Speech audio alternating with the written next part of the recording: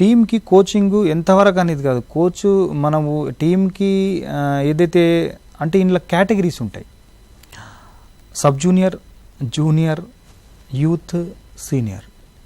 Sub junior కేటగిరీలో ఉండేవాళ్ళు వీళ్ళు 9 to 10 years లోపల ఉంటారు పిల్లలు.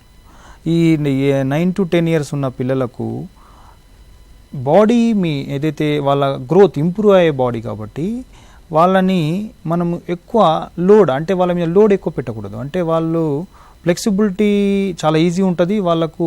ఓన్ బాడీ ఎక్సర్సైజ్ మీదనే, బాల్ ట్రైనింగ్ మీదనే కొన్ని రిక్రియేషన్ గేమ్స్ ఉంటాయి. ఆ రిక్రియేషన్ గేమ్స్తోని వాళ్ళకు కొన్ని వాళ్ళ own body exercise, strengthening exercise ఉంటాయి. అలా కోచింగ్ ఇస్తూ వాళ్ళది preparation period and competition period ఉంటుంది. ఈ ప్రిపరేషన్ పీరియడ్లో వీళ్ళకు సమ్మర్ కోచింగ్ క్యాంప్స్ ఉన్నప్పుడు ఈ కేటగిరీ వాళ్ళని ఇంప్రూవ్ చేయడం బెటర్ దెన్.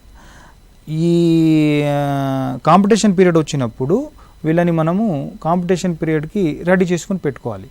అప్పుడు టీమ్ అంటే ఈ setter, attacker, blocker and libero and universal, ఈ ప్రొఫెషనల్స్లో ఒక్కొక్క ప్లేయర్కి ఒక ప్రొఫెషనల్గా ఉంటుంది.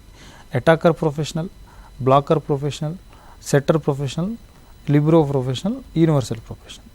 ఈ ప్లేయర్లను ఎవరైతే బాగా ఆడుతున్నారో వాళ్ళని కోచ్ ప్రిపేర్ చేసుకొని టీం అంతా రెడీ చేసుకొని కాంపిటీషన్కి తీసుకెళ్ళడం జరుగుతుంది.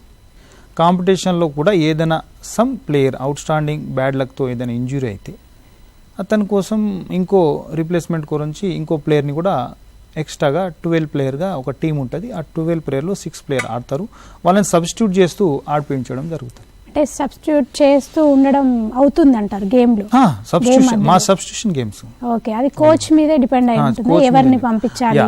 ప్లేయర్ని టీంలోకి దించగానే అంటే మ్యాచ్లోకి దించగానే ప్లేయరు ఏదైనా ఫంక్ అయ్యింది అనుకో, అంటే ఆ రోజు సక్సెస్ కాలేడు అనుకో, ఆ రోజు సక్సెస్ అవుతలేడంటే సబ్స్టిట్యూట్లో వేరే ప్లేయర్ని వేయడం వల్ల కూడా సక్సెస్ అవ్వడం జరుగుతుంది.